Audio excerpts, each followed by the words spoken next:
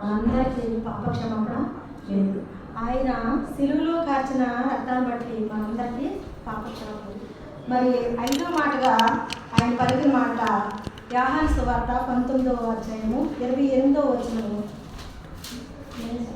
అటు తరువాత సమస్తమును అప్పటికి సమాప్తమైనదని యేసు ఎరిగి లేఖనము నెరవేరినట్లు నేను తప్పుకొనుచున్నానని చీకటితో దేవుడు అప్పటికే సమాప్తమైనదని ఆయన యెరూషలేము వీధుల్లో మరి అంతకుముందు రోజు రాత్రి నుంచే ఆయన్ని మరి యెరూషలేము వీధుల్లో తిప్పుతున్నారు. మరి ముందు పిలాతు దగ్గరికి న్యాయం కోసం మరి ఆయన సిలువేయాలని తిప్పుతూ యెరూషలేము వీధుల్లో ఆయన కొరడాలతో దెబ్బలతో కొట్టబడి మరి ఎంతగానో శ్రమ పొంది ఆయన ఎంతో దీనస్థితిలోనూ ఆయన బాధ అనుభవించేవాడుగాను బాధ నొందినవాడుగాను ఆయన సిలువమాను మీదకి మరి సిలువమాను మీద ఎక్కించినప్పుడు ఆయన నేను దప్పుకొనుచున్నానని చెప్తున్నాడు.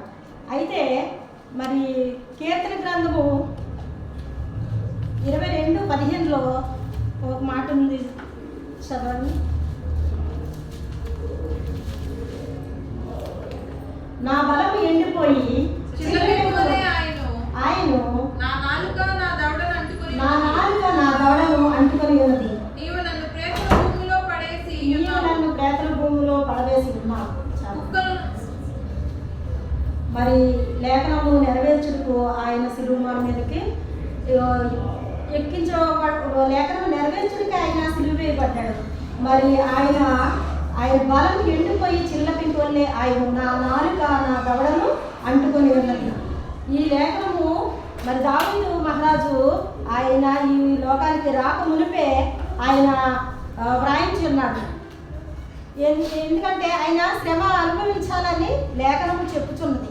అలాగే 69వ అధ్యాయము 21వ వచనంలో వారు చేతులు నాకు ఆహారంగా పెట్టింది, నాకు దప్పిగా ఉన్నప్పుడు చిరకను త్రాగనిచ్చింది. మరి ఆయన దప్పిగా ఉన్నప్పుడు చిరకను దాహం అని అన్నప్పుడు వారు చిరకనిచ్చారట. అది ఒక చేదు పదార్థం. ఆయన మత్తులోకి ఉండడానికి చేదు పదార్థం ఇచ్చినప్పుడు ఆయన లేఖనములు నెరవేర్చడానికి లోకానికి వచ్చినప్పుడు ఆ చిరకను ముట్టుకోలేదు ఆయన. మరి నీ కొరకు నా కొరకు ఆయన బలియాగమై సిలువ మీద మరణించాడు. మన పాపాలను రక్షించడం కొరకు ఆయన దాహం పొందాడు.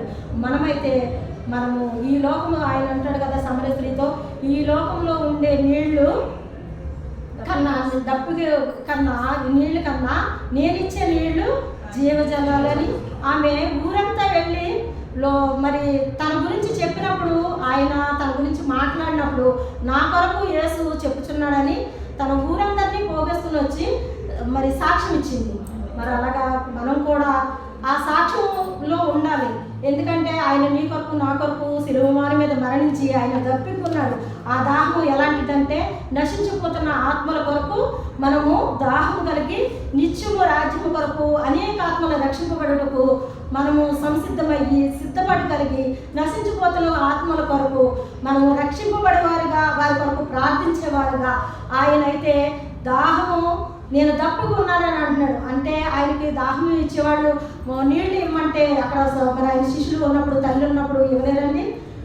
అదే మరి ఇస్తారు, కానీ ఆయన ఎందుకొరకు నశించిపోతున్న ఆత్మల కొరకు ఆయన దప్పుకున్నాడు. ఆ దాహము నీలోనూ నాలోనూ ఉండాలి. అందుకనే మనము నిత్యము నశించిపోతున్న ఆత్మల కొరకు ఆయన రాజ్యం కట్టుటకు మనం సిద్ధపాటు కలిగి నశించిపోతున్న ఆత్మల కొరకు నిత్యము ఆయన వలె దాహం కలిగి మరి ఉండాలని దేవుడి చిన్న వాక్యం జీవించాలి.